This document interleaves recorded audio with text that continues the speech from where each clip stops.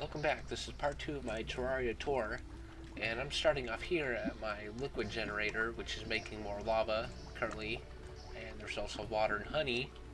As you can see here, the water and the honey combine to make honey blocks, and down here you can make obsidian. Obsidian you can make equipment with, and honey blocks is for furniture. Over next to the generator, I keep all my extra equipment down here. You get a ton of it in this game. All these chests you find underground. I'd sell it, I just like holding on to it, even though I never use any of it because it's pretty weak.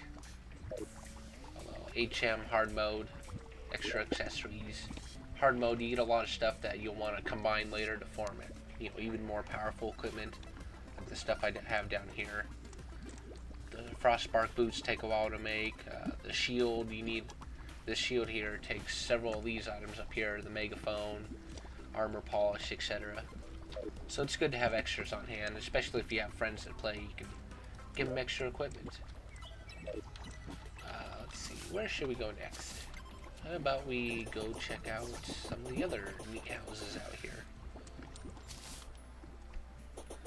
This place over to the left, used to be a lot bigger, but I decided I didn't like how it looked. It was going to be like a fortress of sorts, a castle. Didn't turn out well. But over here, which you had to use the teleporter to enter, is my all-purple house. The only exception to this purple is this randomly generated flower. It's a bit of a pain on the butt to get it to show as a different color. This rope in midair just leads to a giant cloud, floating island. As you can see, I have a rather large garden for growing potion materials. We'll go down here and enter the railroad. We'll go for a little ride. It took a lot of time to set up this railroad with the walls and the lights and everything. It's pretty secure. No enemies will spawn. Nice, fast way to get around. I think we'll take a ride all the way to the end of the map, where you'll find the ocean biome. It's where I get the purple dye by having to swim underwater and not choke to death from drowning. There's also one boss out there that I have yet to beat because it's just a really, really fast kind of fish thingy. Yes, fish thingy. Even with 3 other people helping me, we still couldn't take it down, so I'm gonna have to keep trying to figure out what I'm doing. Just moving through the jungle here. Oh, here we go up. Almost there. One little safe house. Always good to have extra safe houses along the way. Yeah, a little more. This map can be a bit glitchy when you're going faster than it'll load.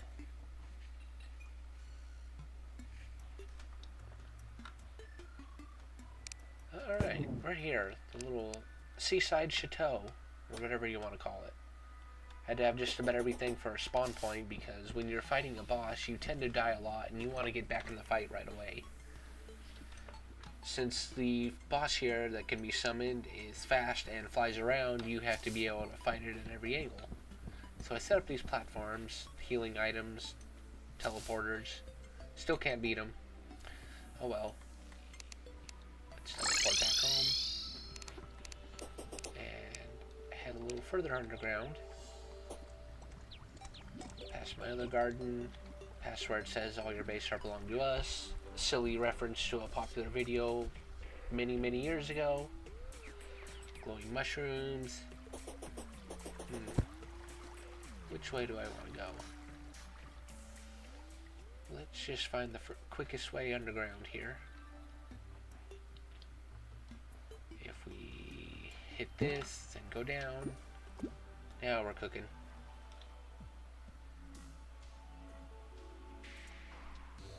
Passing through the Hallow, which is almost cleared up. It takes a lot of work to clean up hard mode. You have to dig a whole bunch just to keep this stuff from spreading, otherwise it overwhelms your entire world.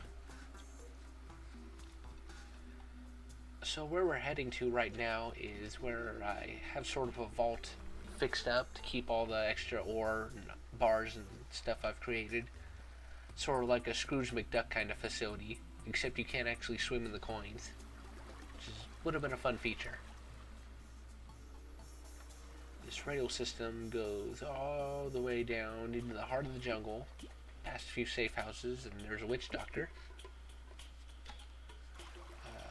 Should be a shortcut. There we go.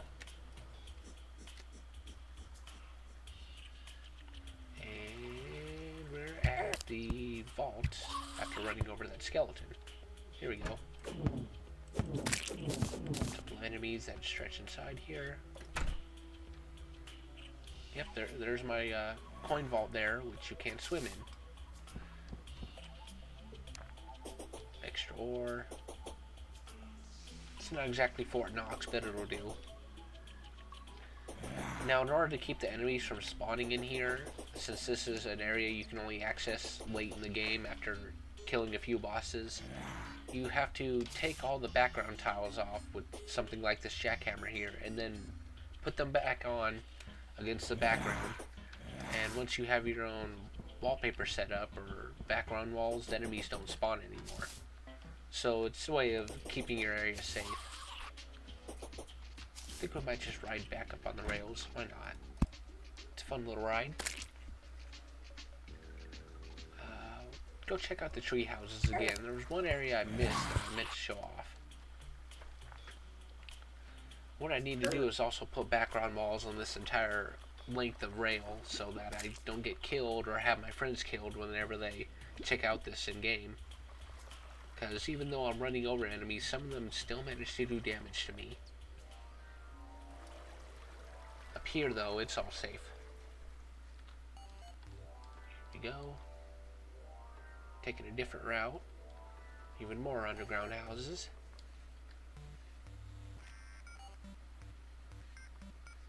And we're back in my home base area.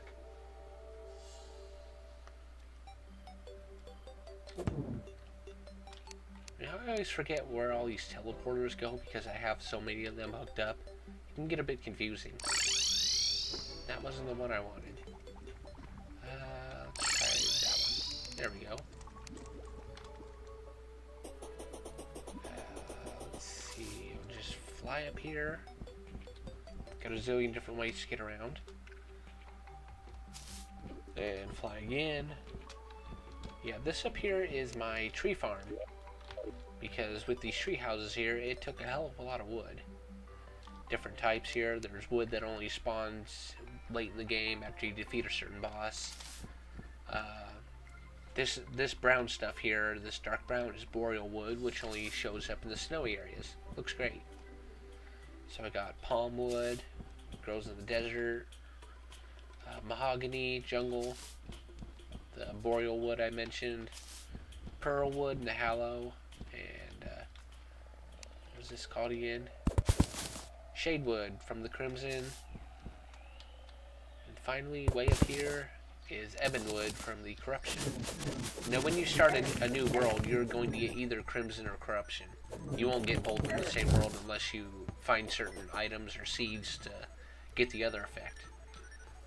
You will get Hallow in any world, though, because it spawns in hard mode.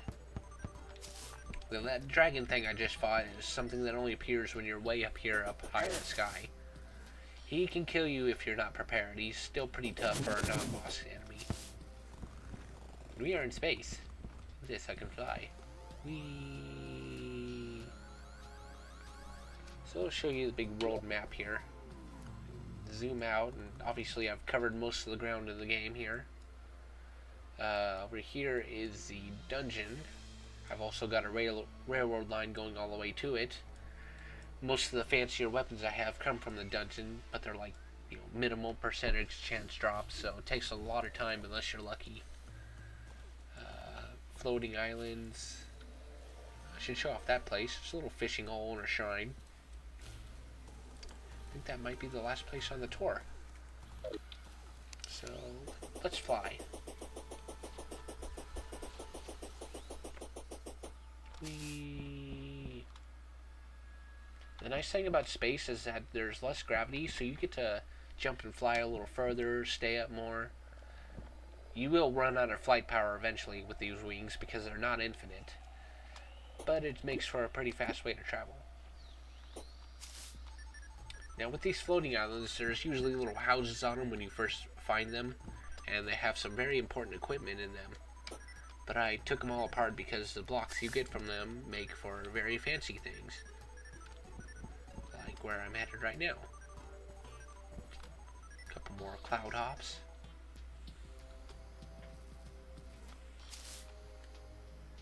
Now if you're wondering about this dinosaur or pair of dinosaurs following me, that is something you can get from a item called the Extractinator. And if you throw silt or slush blocks into it, there's a rare chance you'll get an item called the Amber Mosquito, which is just a summon for this pet dinosaur. He doesn't actually do anything except follow you around, but it's pretty cute. There's a lot of different summon animal items. Some of them actually do have a battle effect, but I just like having the dinosaur around. Yeah, this is a little fishing shrine, and normally with these blocks here, these are supposed to be colored waterfalls. I don't know why they're not showing up right now. Just when I want to show them off. Oh well. I guess the last thing to show off on this tour video is way back down here.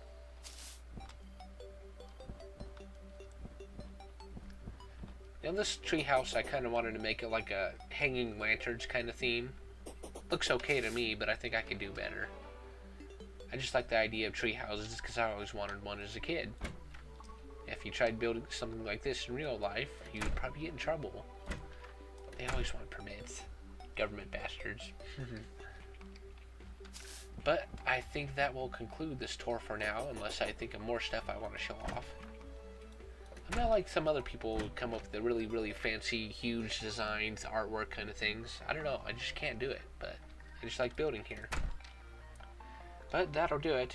Thanks for watching.